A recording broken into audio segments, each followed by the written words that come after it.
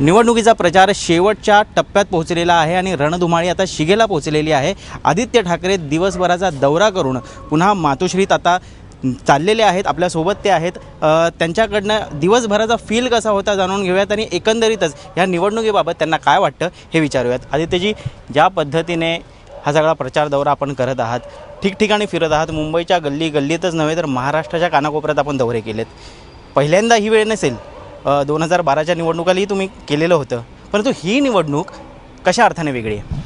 एक तर फील तुम्ही विचारलं, मला वाटतं जर माझं कपाळ बघितलं जेवढे कुंकू माझ्या कपाळावर आहे, पण वस्तीत गेल्यानंतर जेवढ्या महिला येतात, आजी येतात किंवा काकी येतात आणि कुंकू लावतात, फुलं टाकतात, तो रिस्पॉन्स मला वाटतं तुफान आहे।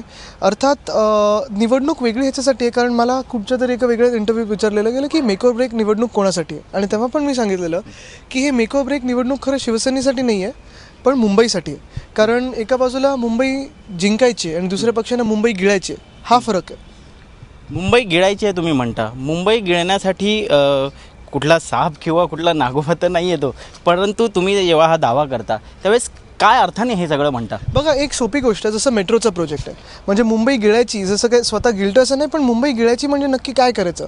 आता तुम्ही आणि मी इथे मुंबईत राहतो, आपण मुंबईत पुढेही राहणार आहे, कुठे इथून जाणार नाही आहे, पण जे काही मंत्री आहेत ज्यांना नुसतं पद मिळत म्हणून मुंबईत आले पण मुंबई माहिती नाही, मुंबईवर प्रेम नाही आहे, असे लोक जेव्हा प्लॅनिंगला बसतात, जसं आता आरेचं जे आहे, आरे जर बघितलं कफ परेड ते आरे कॉलनी ही मेट्रोचा प्रोजेक्ट घेतलेला आहे। ठीक आहे, मेट्रो ही झाली पाहिजे, चांगली गोष्ट आहे, मीही मेट्रोमधून प्रवास केला आहे, पण कफ परेडमधली झाडं कापायची, आरेमधली झाडं कापायची, गिरगावकरांना तिथून बाहेर कुठेतरी फेकून द्यायचं, दुकानदारांना फेकून द्यायचं, आणि मग मुंबईमध्ये जर तुम्ही चांगलं प्लॅनिंग होत असेल तर ते सोडून काहीतरी क्रेडिट घ्यायचं किंवा धावपळ करायची आणि लवकर काहीतरी करून दाखवायचं, ह्याला अर्थ नाही राहत। आणि मुंबई गिळायची मी ह्याच्याच हेतूने बोलतो आहे की मुंबईचं प्लॅनिंग नीट केलं नाही, कारण मुंबई हे खूप एक जरी शहर मजबूत असलं तरी एक नाजूक शहर पण आहे।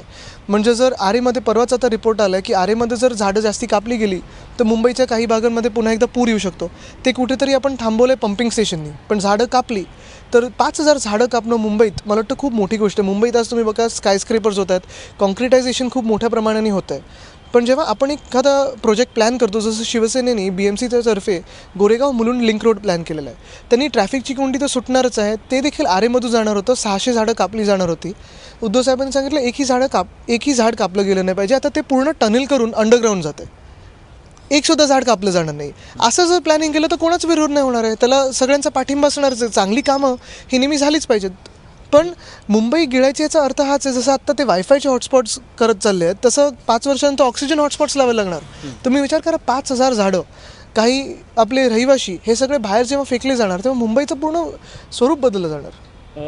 पण हे सगळं करत असताना कुठेतरी विकासही खुंटतोय असं नाही वाटत? नक्कीच विकास झाला पाहिजे, पण जगात एक कॉन्सेप्ट नवीन आला आहे, सस्टेनेबल डेव्हलपमेंट।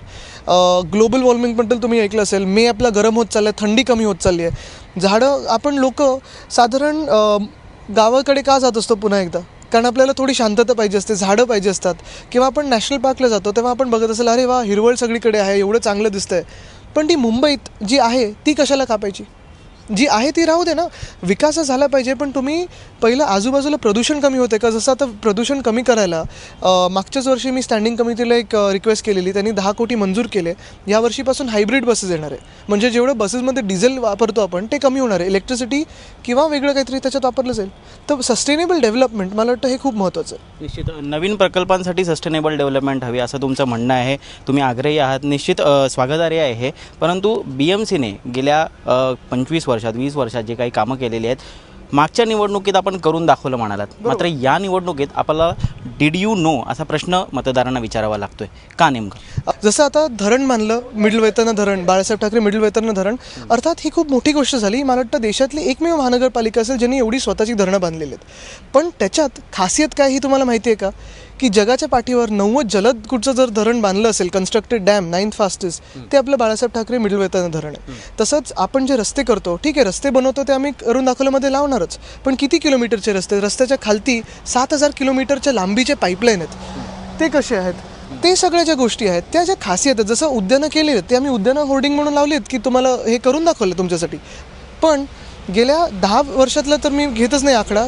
5 वर्षातला जो आकडा आहे 725 मैदानी उद्यानं नवीन आपण मुंबईत केलेली आहेत। 480 शाळा ह्या व्हर्च्युअल क्लासरूमनी जोडल्या तर अर्थात करून दाखवल्यामध्ये आम्ही होर्डिंगवर लावलं आहे की ही कामं केलीत, पण DDNOच्या तर्फे आम्ही त्याच्यातली खासियत जी आहे, जी महानगरपालिका एकटी करते देशात, ते आम्ही दाखवलेलं आहे. मी खोटं बोलणार नाही. खड्डेमुक्त रस्ते हे जसं इतर सांगतात तसं एका रातोरात होऊ नाही शकत, कारण मुंबईतले रस्ते हे साधारण महानगरपालिकेचे 1947.48 किलोमीटर्सचे साधारण रस्ते आहेत. पण मुंबईत जर तुम्ही बघाल तर वेगळ्या वेगळ्या एजन्सीज आहेत. एक तर वेस्टर्न एक्सप्रेस हायवे जसं आहे ते national highway authority of India आहे. सीलिंक ते दहिसर हे national highway authority of India, त्यांनी PWDला दिलं आहे, त्यांनी MMRDAला दिलं आहे, मग MSRDCचे 2-3 फ्लायओव्हर आहेत.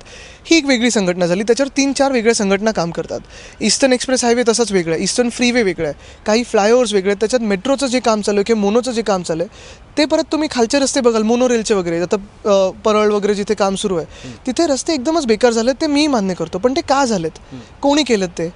मोनोरेलचं काम सुरू असताना कसे जे खोदलेत ते बघा, किंवा मेट्रोच्या खालचे बघा. ह्या ज्या सगळ्या संघटना आहेत त्यांनी एकत्र जर काम केलं, रेल्वेज आहे, परत एअरपोर्ट अथॉरिटी आहे. मागच्याच पावसाळ्यात ताज हॉटेलच्या समोर मोठा एक खड्डा झालेला, रस्ता खचला गेला. 2 दिवस ते BMCवर आलं, पण ते खरं आहे तो BPTचा रस्ता. आम्ही हीच मागणी करतो सतत की एकतर आमच्या सोबत काम करा किंवा BMCच्याकडे सगळे रस्ते, तर काही तुम्हाला नाके सांगता, तो वरळी नाका असेल, JVPD जंक्शन असेल, माहीम चर्चचं नाका असेल, अशी कितीतरी नाके आहेत जे आपण आत्तापासून खड्डेमुक्त झालेले आहेत किंवा केलेले आहेत. त्याच्या खालती स्टॉर्म वॉटर ड्रेनेजचं टाकतोय. कुठे जिथे जसं हिंदमाता आहे तिथे खालती जी इंटरलिंकिंग 2 पाईपलाईनमध्ये जी असायला पाहिजे होती लाईन, ती नव्हती, म्हणून तिथे पावसाने पाणी भरायचं. ते आपण आता पंपिंग स्टेशनला जोडलं आहे. म्हणजे खड्डेमुक्त रस्त्यांबरोबर आपण युटिलिटीचं डक्टिंग करतोय, म्हणजे खोदलं जाणार नाही, पेवर ब्लॉक फ्री करतोय, आणि आपण पंपिंग स्टेशनच्या लाईन टाकतोय, म्हणजे पाणी साचणार नाही तिथे. तर मला वाटतं हे खूप मोठं काम आहे. आणि खूप वेळा आपणही, ऋत्विक माझ्याबरोबर आलं आहे, रात्री 12, 12:30, 1, 1:30 आपण फिरलेलो आहे.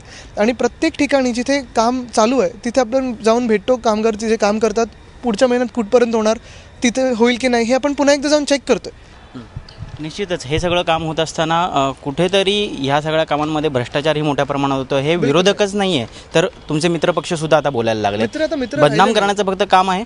बघा, हे म्हटलं जातं की कीचड में कमल खिलता है, पण मुंबईत कितीही चिखल फेक केली तर आमच्याकडे पंपिंग स्टेशन आहेत, चिखल आम्ही बाहेर फेकू शकतो. जिथे कामं खराब झालेली आहेत, खराब दर्जाची झाले, तिथे आमच्या महापौरांनी, स्नेहलताई आंबेकरजींनीच पहिलं पत्र लिहिलं की हे खराब काम दिसतंय. त्याच्यानंतर मला वाटतं 8 की 10 कॉन्ट्रॅक्टरना ब्लॅकलिस्ट केलं गेलेलं.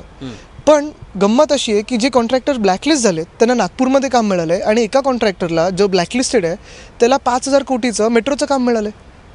सगळ्यात गाजलेला विषय तो म्हणजे नाईट लाईफ, आणि त्या व्यतिरिक्त आणखीन बरेचसे असे तुम्ही संकल्पना आणल्या ज्याचा पाठपुरावा आपण करत आहात, मात्र कुठेतरी त्याला यश येताना दिसत नाही. कोण कमी पडते नेमकं, की फक्त आणि फक्त हे कुरघोडीचं राजकारणच आहे? मला वाटतं हे क्रेडिट खेचण्याचं राजकारण आहे. आणि सरकार आता नोटीस पिरियडवर आहे. लवकरच तुम्ही बघाल की हे कामं पुढे जातील. अर्थात नाईट लाईफचा जो पण प्रश्न होता त्याच्यात पण त्यांनी जरा दिशाभूल करण्याचा प्रयत्न केला. कुठेही पब आणि बारचा विषय नव्हता.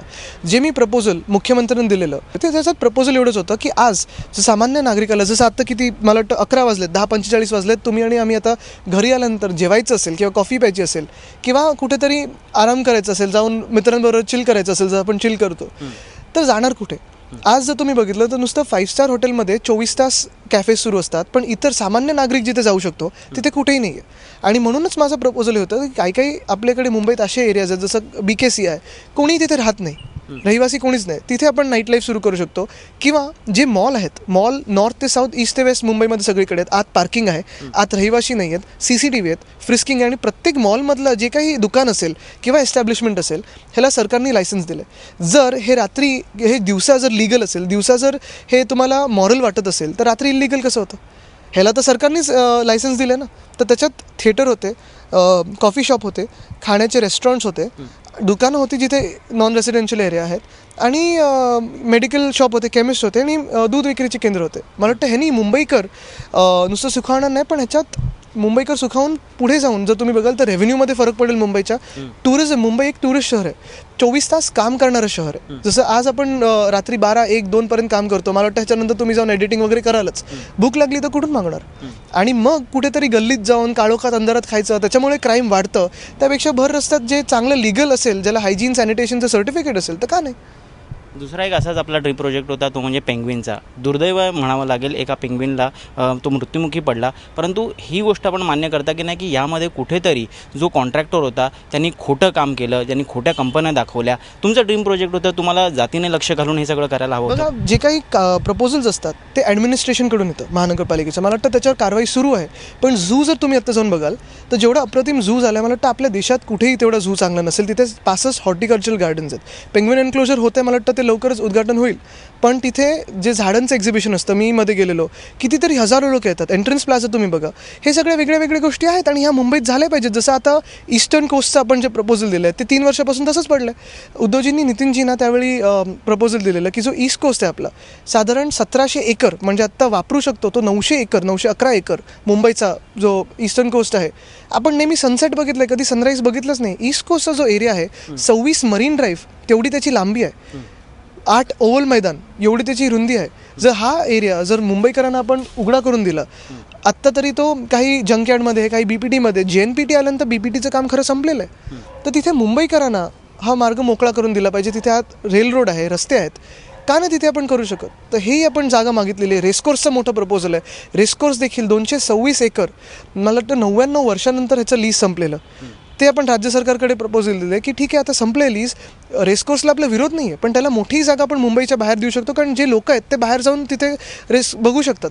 मुंबईकरांसाठी मुंबईच्या मध्ये 226 एकर जागा ही कितीतरी मोठी जागा आहे. त्याला ओपन स्पेस म्हणून करू शकतो. राज्य सरकार नोटीस पिरियडवर आहे असं तुम्ही म्हणालात.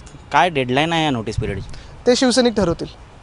शिवसैनिकांनी युती तोडायला तुम्हाला सहमती दिलेली आहे. युती तोडली, आता याच्या पुढचं जो निकाल येईल मुंबई महानगरपालिकेचा, त्याच्यानंतरच ह्या डेडलाईनबाबत तुम्ही खुलासा कराल.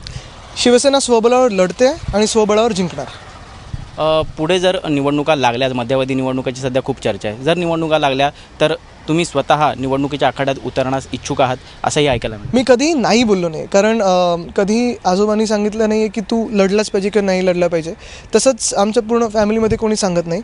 पण तिथं जर तरची गोष्ट, आत्ता निवडणुकीवर फोकस आहे की आता जिंकायचं आहे. मुंबई, ठाणे, नाशिक ज्या सगळ्या महानगरपालिका लागल्यात तिथे शिवसेनेला बहुमताने विजय प्राप्त करून द्यायचं, हेच मला वाटतं सगळ्यांचं लक्ष आहे. ऋत्विक भालेकर, ABP माझा, मुंबई. तेव्हा आदित्य ठाकरे मुंबईबाबतच्या अनेक मुद्द्यांवरती सविस्तर बोललेले आहेत. आगामी महापालिका निवडणुकांमध्ये विजय हा शिवसेनेचाच होईल असंही म्हटलेलं आहे. सोबतच आगामी काळात आपण निवडणुका लढण्यास इच्छुक असल्याचं त्यांनी अप्रत्यक्षरित्या सांगितले देखील.